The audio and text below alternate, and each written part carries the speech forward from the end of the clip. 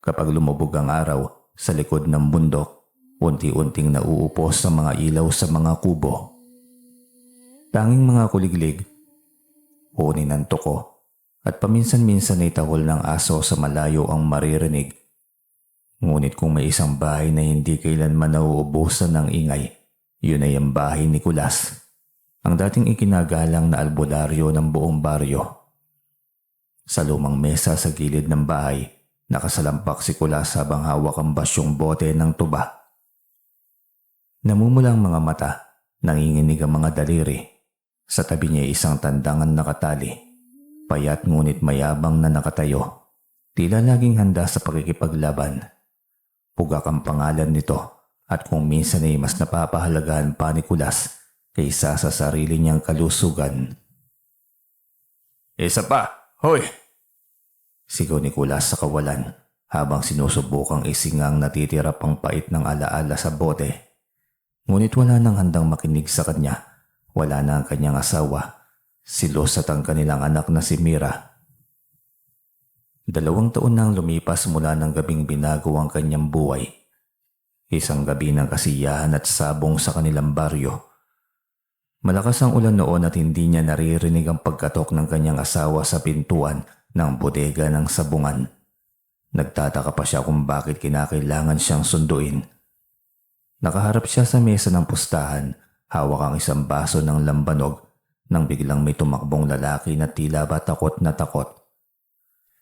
Sumisigaw ang lalaki at sinasabing may aswang daw na umaaligid sa bahay ni Kulas. Nalaglag ang baso sa kanyang kamay. Tumalon ang puso niya sa kanyang lalamunan. Hindi siya naniwala noong una pero nang dumating siya sa kanilang bahay ay huli na ang lahat. Nakita niya ang dugo ang katawan ng kanyang asawa, nakayakap sa maliit niyang anak, ngunit ang mga ito'y malamig na. At ang malademonyong nilalang ay naglaho na bago pa niya maitapon ang huling sumpa. Langon-lango siya sa alak, wala siyang nagawa, hindi niya nagamit ang kanyang talisman. Dasal, nipagbag, lahat ng kanyang kaalaman ay naging walang saysay dahil sa isang gabi ng kahinaan. Simula noon ay bumagsak na ang buhay ni Kulas. Ang dating matuwid na albularyo ay naging lasinggero at sabungero. Halos araw-araw nakikipagsugal sa kapalaran ng tandang, ngunit lagi ring talo. Kahit sabay ang pag-iyak ng kanyang bulsa at konsensya, ang mga tao na dati ay lumuluhod sa harapan ng kanyang kakayahan, ngayon ay lumalayo. Sila mismo ang unang nagkukwento na siya ang may kasalanan sa trahedyang iyon. "Ang albularyo, tinalo ng sariling bisyo," bulungan ng mga kapitbahay. May mga panahong gusto niyang tapusin ang lahat, pero sa tuwing tinitingnan niya ang hibla ng buhok ng anak na naipit niya sa kanyang lumang kwintas, napapaungol na lamang siya ng galit. Hindi sapat ang kamatayan, kailangang makaganti siya, kailangang mahanap niya ang aswang na yon. Kaya kahit basag na ang buhay niya, tuwing gabi naaalala niya ang pagiging albularyo at ang kanyang misyon ay pagiganti ang mahal niya sa buhay.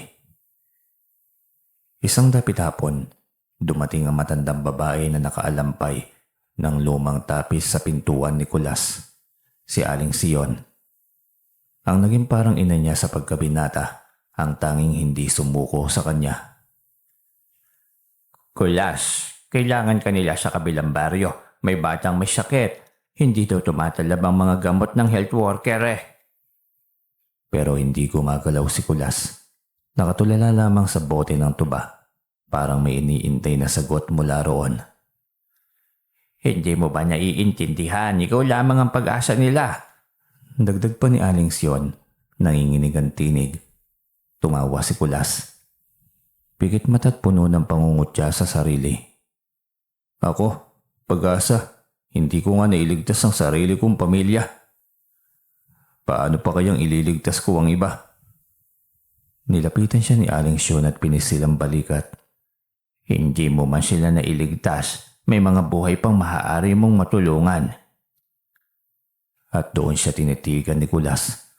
Sa unang pagkakataon, sa napakatagal na panahon, nanggigilid ang luha ni Aling Sion.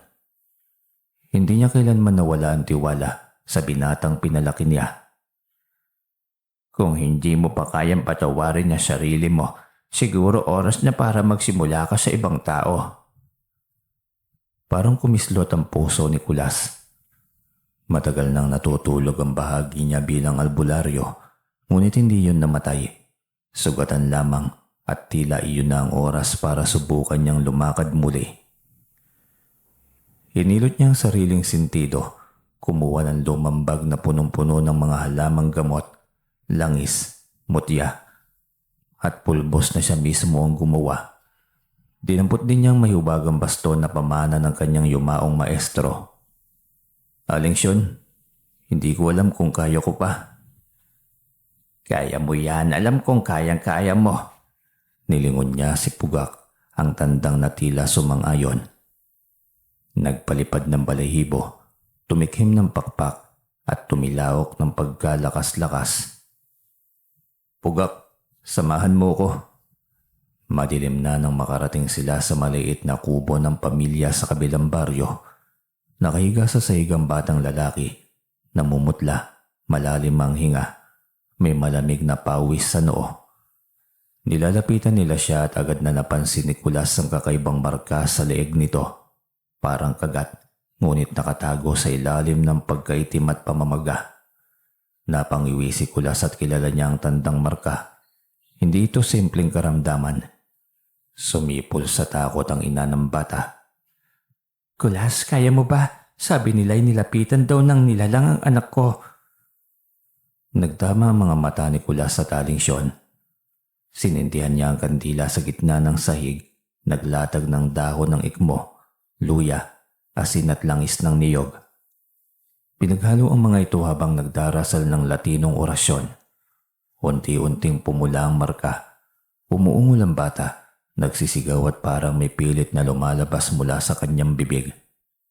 Isang maitim na usok na kumikiyambot sa taob ng sinag ng kandila. Kinilibutan ng lahat pero hindi si Kulas. Napaigpit na lamang ang hawak niya sa baston. May mas masahol pa rito. Bulong niya. At sa sandaling yun ay sumipol ang hangin mula sa labas. Nagsimulang gumalaw ang bubong na tila ba may mabigat na dumadagundong sa ibabaw. Kasunod ay may kumalalkad sa dingding. Matalim, may kuko. Ang ina ng bata ay napasigaw ng aswang. Hindi na nagduda pa si Kulas. Narito ang nilalang na tumapos sa kanyang pamilya. Ang puso niya tila sinilaban. Kung ikaw yan, dito na magtatapos ang kwento mo. Garalgal niyang sabi. Nanginginig sa galit. Umigop siya ng malalim na hininga. Itinuro ang baston sa hagdan at sa unang pagkakataon matapos ang 2 taon. Muling sumigaw ang albularyo ng isang orasyon ng pakikipagdigma. Parang sumasabog ang dibdib niya sa galit at bigati. Kahit nanginginig ang katawan sa takot, may bagong apoy na nag-aalab sa kanyang mga mata. Dahil ngayong nagbabalik ang aswang, hindi na muli siyang magiging biktima. Subalit tila nang malaman ng aswang na naroon na si Kulas, ay bigla na lamang itong naglaho at gumaling na lamang din bigla ang bata. Kaya naman, wala nang nagawa si Kulas kung hindi ang umuwi na lamang. Lumipas ang ilang araw matapos ang gabing muling bumulaga ang bangungot sa buhay ni Kulas. Bagamat muling nararamdaman niya ang dugon dumadaloy bilang albularyo, agad naman siyang bumalik sa lumang bisyo. Tila mas nananaig ang kirot at galit kaysa sa pag-asa. Sa tuwing naaalala niya ang aswang na muling nagpakita, imbis na harapin ito, ay mas lalo siyang nagtatago sa bote ng alak. Para sa kanya ang pagkalasing ang tanging paraan upang sandaling gumaan ang dibdib at makalimot sa mga ipinasang kasalanan ng kapalaran. Wala naman talagang saysay na ang buhay kong ito. Madalas niyang ibulong habang nakatingin sa mga lambanog na umiikot sa mesa sa gitna ng sabungan. Si Bugak ay palaging kasama ni Kulas. Sa talo, sa panalo, ngunit mas madalas na talo. Araw-araw, mayat maya ang pagkayamot ng mga kasabong sa kanya. Aba Kulas, talo na naman. Baka gawin mo ng pulutan yung tandang mo. Sabay hagigikan ng mga lasing na barako. Walang imik si Kulas. Ubos na ang lakas niya sa pakikipagtalo. Pati ang dignidad niya'y lumbog na sa putikan ng sabungan. Ipinangako niya noon ay iwas na siya sa bisyo, pero heto siya, patuloy na lumulubog sa lalong malalim na pagkawasak. Isang hapon, matapos ang sunod-sunod na talo, napilitang umuwi si Kulas ng umaga. Habang hila-hila ang kanyang kariton, napadaan siya sa masukal na bahagi ng kagubatan. Dito na nagiba ang ihip ng hangin. Mula sa damuhan ay may naririnig siyang mahihinang hiyaw, maliit na tinig, tila nang hihingi ng saklolo. Saklolo, tulungan niyo po ako! Sigaw ng munting boses. Napahinto si Kulas. Nalaki ang mga mata. Hindi tao ang boses at masyadong matinis. Parang sa kulisap ngunit may malinaw na pananalita. "Sino ka? Nasaan ka?" Tanong niya habang naghahanap ng pinagmumulan ng tinig. Mukhang nanggagaling ito sa ilalim ng mga gumagapang na ugat ng punong kahoy na halos bumalot sa isang maliit na butas sa lupa. Lumuhod si Kulas at sinubukang sumilip. Nakita niyang kakaibang nilalang, maliit na lalaki, kasing taas ng bote ng lambanog, may suot na berdeng baro at pulang sombrero. "Duwende!" Bulong ni Kulas na halos napatras. Ang maliit na nilalang ay nakulong sa pagitan ng gumuhong lupa at ugat. Hindi ito makatakas at mukhang nasasaktan. Ano pang hinihintay mo? Tulungan mo ako rito! Hindi ako marunong lumipad! Sigaw ng duwende. Halatang iritado ito. Hindi alam ni Kulas kung dahil ba sa awa o dahil wala talaga siyang pakialam kung ano man ang mangyayari sa kanyang buhay. Pero tinulungan niya ang duwende. Gumamit siya ng maliit na patalim. Inalis ang mga ugat na nakaharang at dahan-dahang hinatak ang munting katawan palabas. Nang makahinga na ito ng maluwag, agad na nagpagpag ng alikabok ang duwende at tumingala kay Kulas. Nakapamaywang. Kung hindi ka nakarating baka nadurog na ako. Isang utang ng buhay ang pinangahawakan ko sa iyo, Kulas. Paano mo ako nakilala? Matagal na kitang kilala. Matagal ka nang kilala ng aming angkan. Ikaw ay isang albularyo na tinadhanang magiging tagapagbantay ng hangganan ng tao at engkanto. Baka nagkakamali ka ng tao. Hindi ako nagkakamali. Alam ko ang hirap na dinanas mo. Alam ko rin ang galit at pagod na kinikimkim mo. Ngunit buhay ka pa at hanggat nabubuhay kay may dahilan. Napayoko si Kulas. Hindi niya alam kung bakit parang may kirot sa bawat salitang naririnig niya. Matagal nang walang tumitingin sa kanya bilang may kwenta. Dumukot ang duwende sa maliit niyang sako at inilahad ang isang makinang na bato. Kulay asul na parang islap ng buwan sa dagat.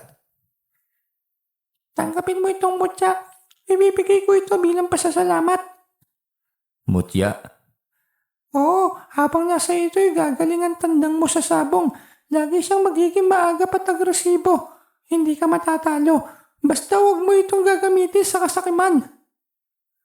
Namilog ang mga mata ni Kulas. Sa wakas, pagkakataon upang makabangon, upang magkapera, upang tuluyang makalimot. Tinanggap niya ang mutya. Hawak iyon na parang piraso ng pag-asa. Salamat, salamat, mahina niyang sabi. Ngunit dumilim ang mukha ng duwende. Tandaan mo, Kulas, ang mutyang yan ay sumusubok din sa puso ng taong may hawak nito. Napatingin si Kulas sa mutya. Nagliliwanag yon sa kanyang palad. May kakaibang init na lumilipat sa kanyang mga ugat. At ano naman ang sinusubok nito? Kung kaya mong pigilan ng kasamaan na gagawin ng sariling pagnanasa. Dahil ang bawat swerte ay may kapalit. Hindi agad nakaimik si Kulas. Ngunit nang ibaba niya ang tingin sa hawak na bato, unti-unting umaangat ang kilay niya.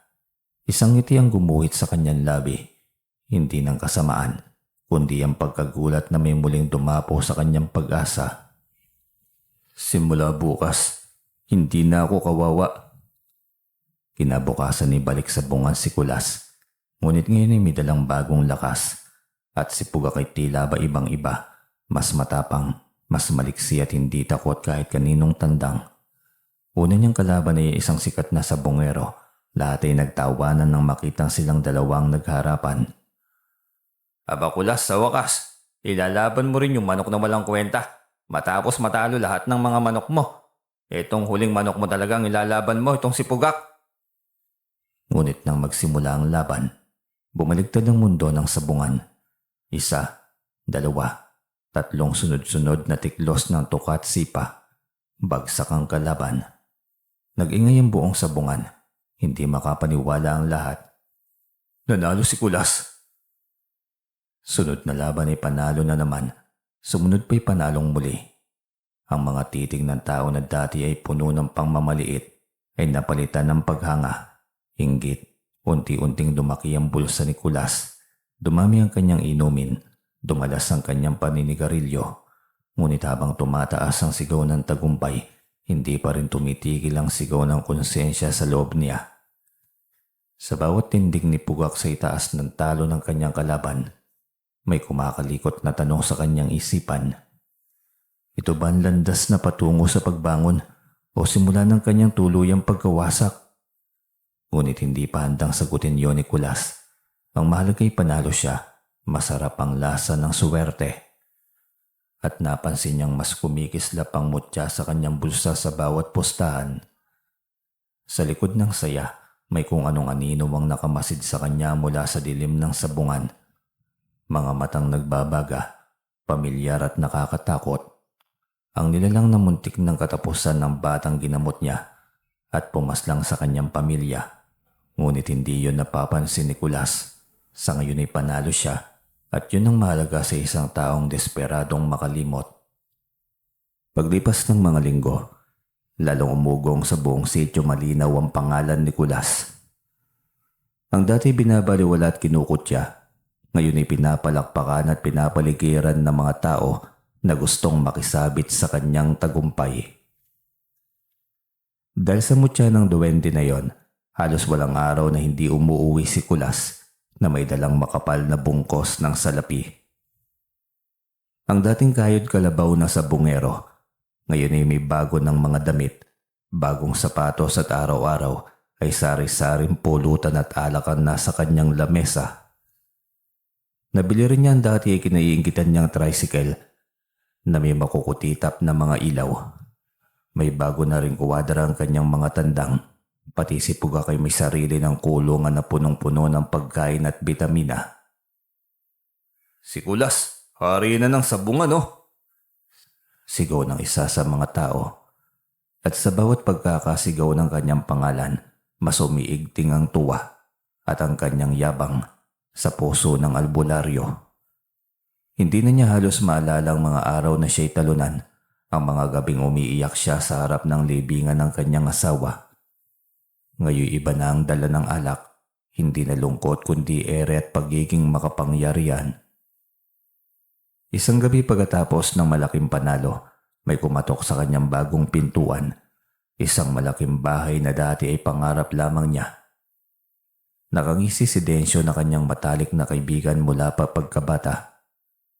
Kulas, aba, ang yaman mo na. Baka naman may biyaya ka pa dyan para sa kaibigan mo. Biro ni Densyo. May halong ngiti ngunit kita sa mata ang pangungutya. Si Densyo ang tanging kaibigan na hindi siya iniwan kahit noong siya'y basagulero at lasing araw-araw. Minsan ni doon pa siya pinapatulog pag wala siyang mauwian. Ngunit ngayon ay iba ang kulay ng presensya nito. May halong pag-aalinlangan at pagtatanong kung saan nanggaling bigla ang kanyang kasaganaan. Pare, ito para sa'yo. Pambili ng bagong motor mo para hindi ka na lumakad ng lumakad. Napangiti si Densyo at tumawa ng malakas. Ayos talaga. Sana noon mo pa to ginawa eh. Ngunit sa likod ng tawa nito ay may kalmot ng inggit na unti-unting tumitibok sa kanyang dibdib.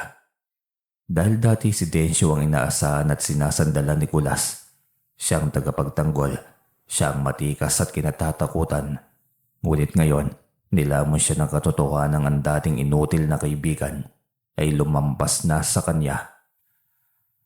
Habang pinagmamasdan niya ang mga mamahaling kagamitan sa loob ng bahay, may kumikislap na galit sa kanyang mga mata.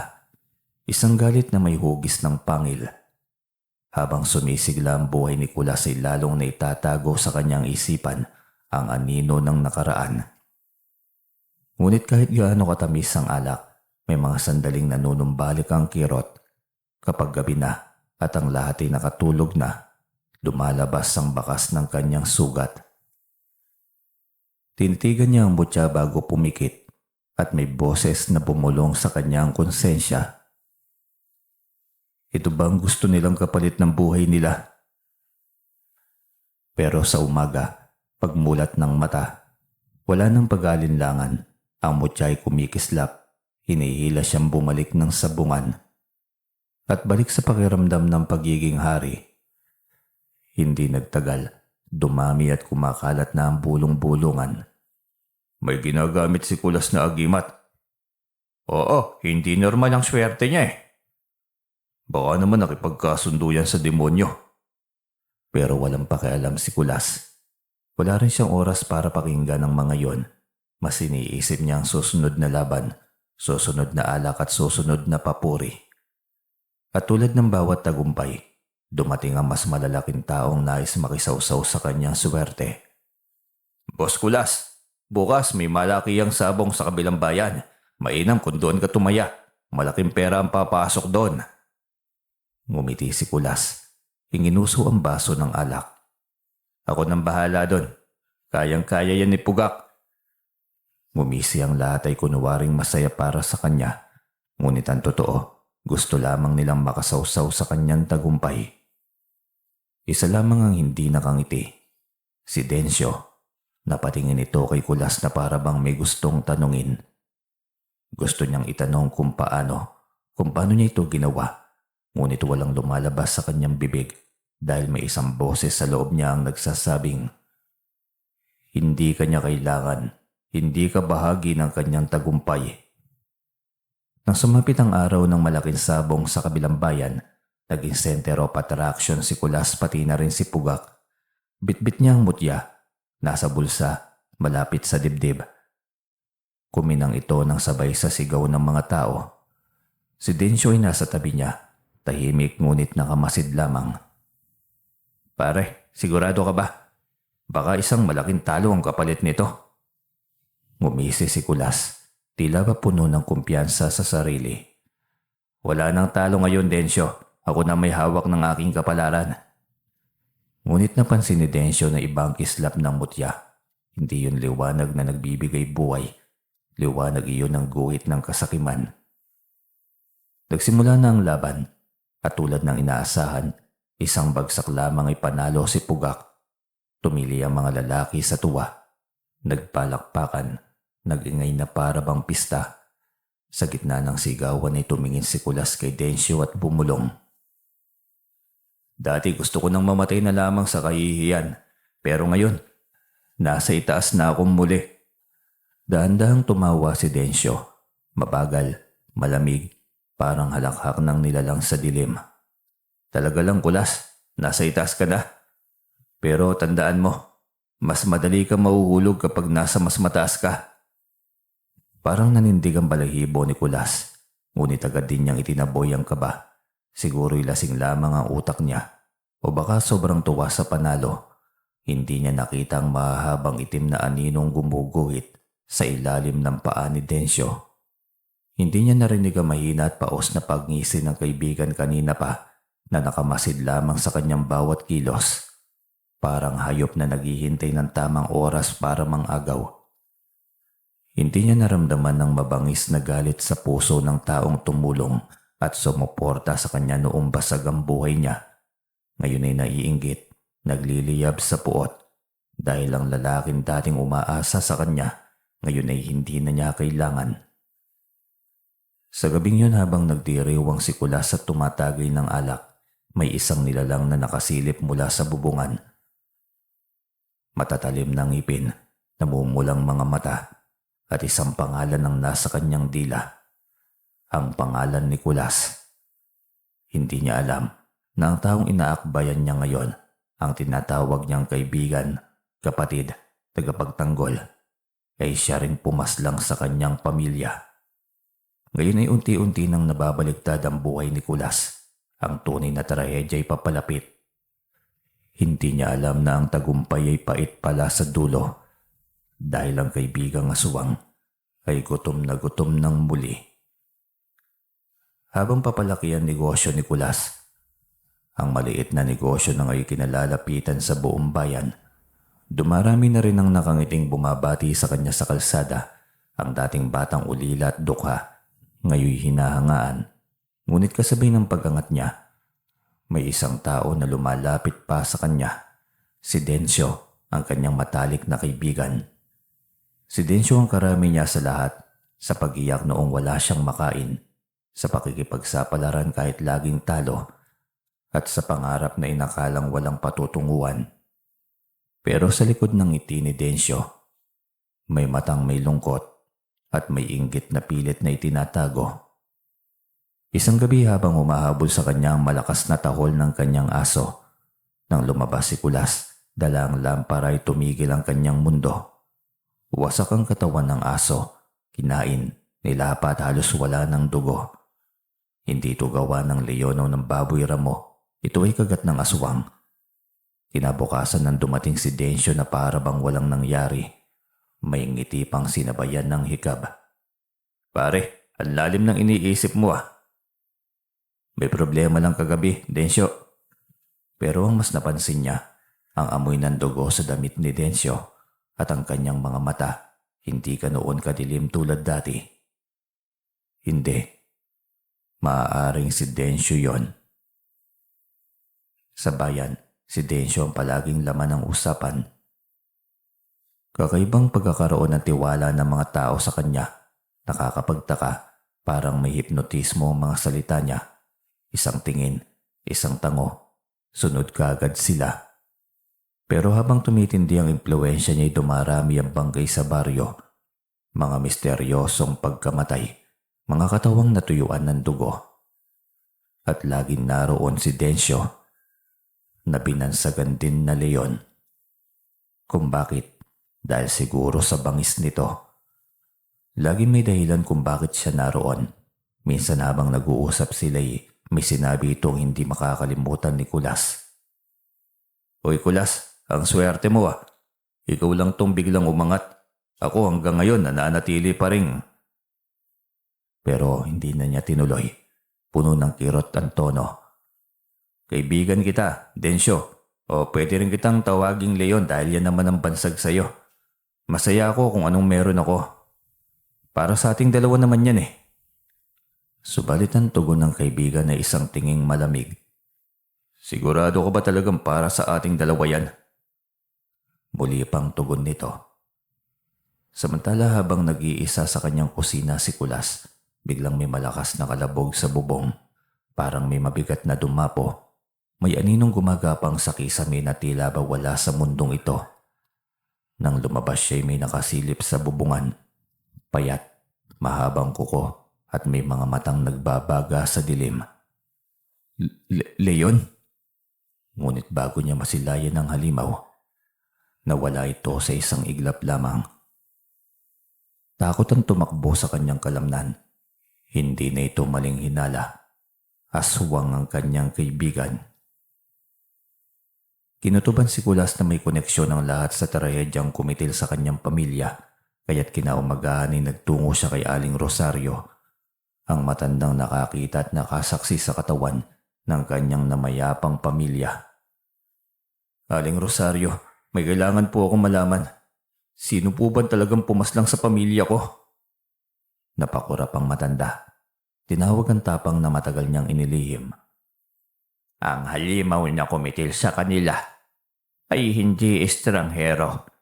Kilala mo siya. Malapit siya sa iyo. Tulad ng isang kapatid. Kinapos ng hininga si Kulas. Parang piniga ang kanyang puso. May marka siya ng sigbin sa balikat. Isang sumpa na kanilang angkan. Agad niyang naalala ang peklat sa likod ni Leon. Hugis sungay. Dati akala niyang aksidente lamang. Nanginginig ang kanyang kamay. Naglalaro sa labi niya ang salitang ayaw niyang paniwalaan. Pagdating sa bahay ay nadatnan niya si Leon. Nakaupo sa hagdanan. Nakangiti. Ngiti ng isang walang sala. Pero ang matay ibang-iba. Kulas, kanina pa kita hinihintay. Ano, saan ka galing? Parang may iba kang nalaman ah. Sabay tungga ng alak. Tinanguan naman siya ni Kulas. Alam ko na ang totoo.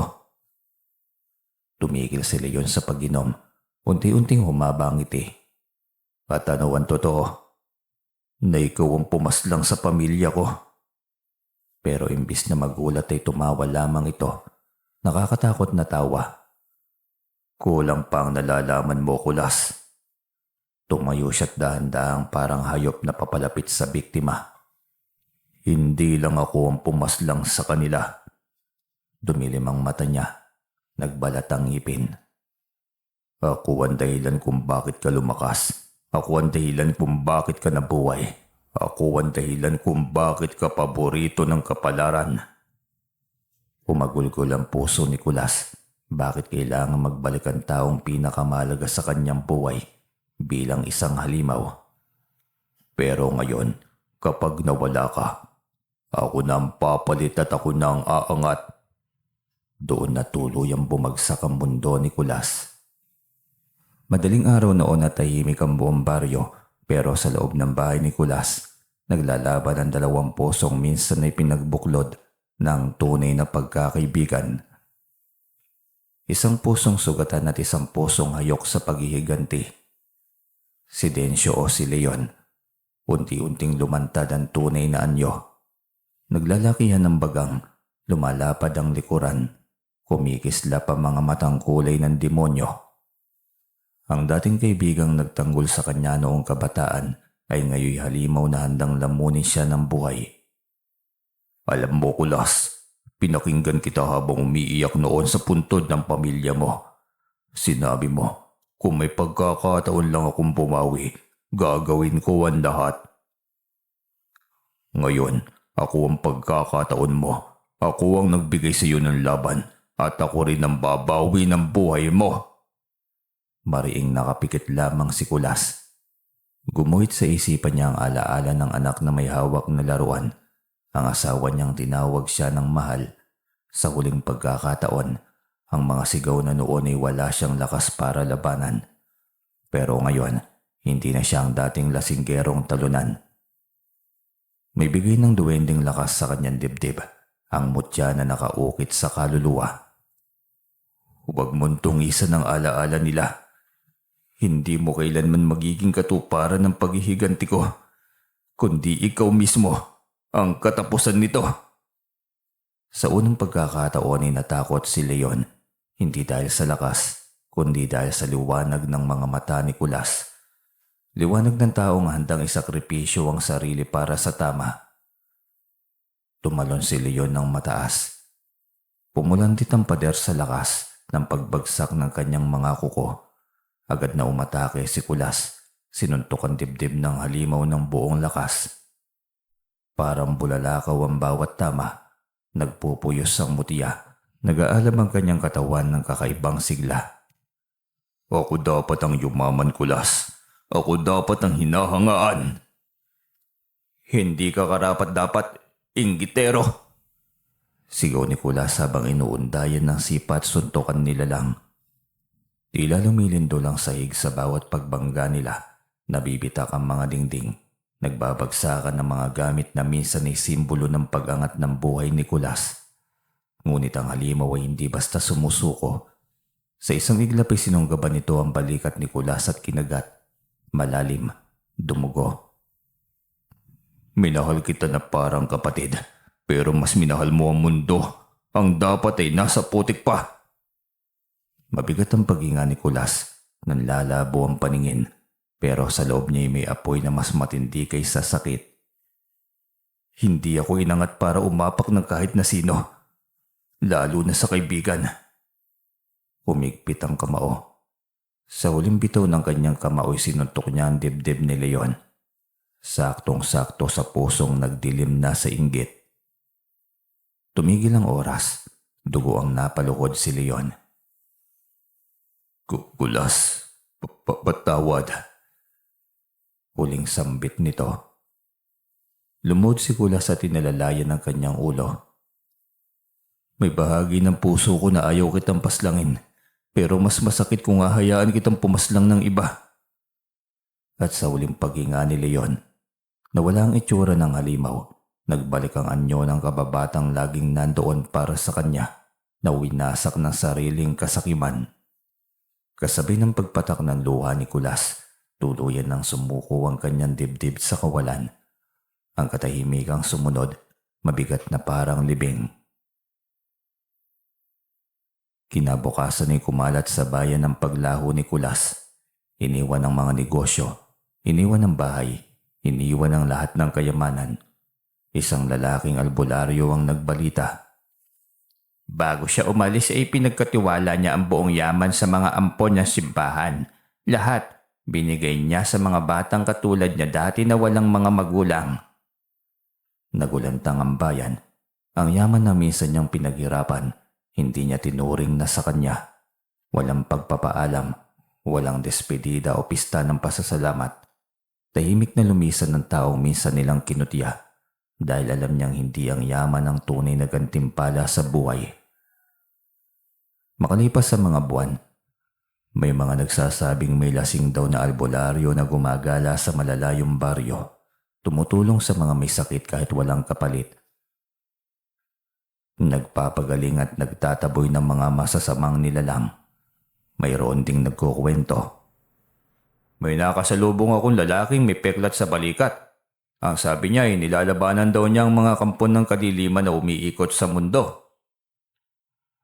At tuwing may katanungan kung sino yon, may isang nakakatanda sa baryo na laging ang itinutugon. Si Kulas yun, ang